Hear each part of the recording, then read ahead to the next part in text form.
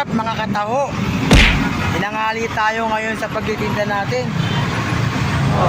Yan. Kasi kumuha pa tayo ng soya. Yung soya.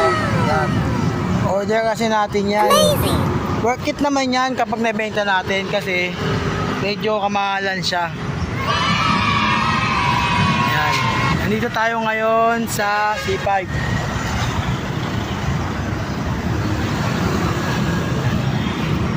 Kung saan malapit tayo. Mauubos at mauubos din naman ng tao natin. Kaya medyo ipetex natin. Ipetex natin ang pagtitinda.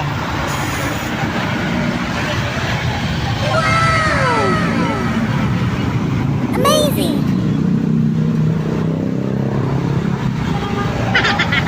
Babalik tayo guys. Yo, what's up mga kataho? Nagbabalik tayo ngayon. Ngayon, August na. 8:30 na. Papunta na tayo sa Uyo para magbenta at magtambay doon. Tambay tayo doon hanggang alas 9. Tama, alas 9. Kasi buwas-buwas na ang tao natin. Kaya guys, punta na lang tayo doon at mamaya na lang ulit. See ya! A few years later. Wow! What's up mga kataho? Dito na tayo ngayon sa Uyo kung saan nakatambay.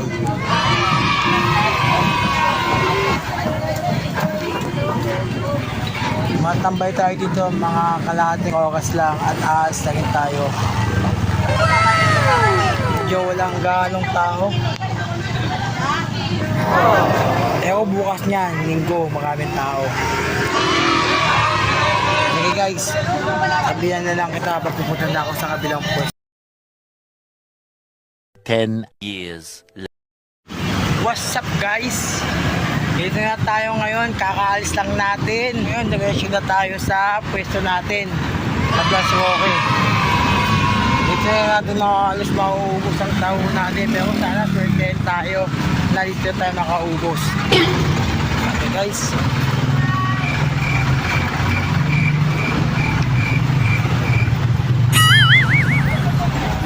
Dito traffic oh. Ay, Blas Roque. Dito na muna tayo at papaubusan natin. 2,000 years later. What's up mga kataho? Ngayon, sad to say, hindi natin napaubos dito.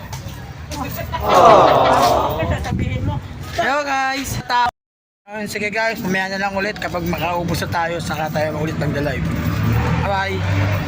1 million zillion jillion dillion cotillion times later. What's up mga kataho? Nandito na tayo sa destination, ng huling destination natin.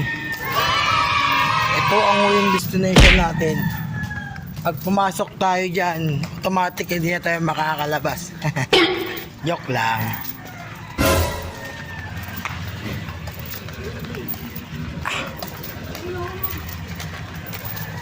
Dito natin mapapaubos ang taon natin sa mga bata dito. Mga bata at mga matatanda. No. Ang daming mga motor dito.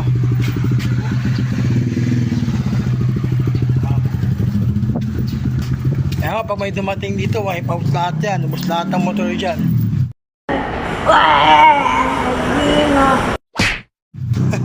May nanguhuli. Okay, sige guys, pasok na ako dito. Hindi siya lang muna. Alam. Few more. Yo, what's up mga kataho?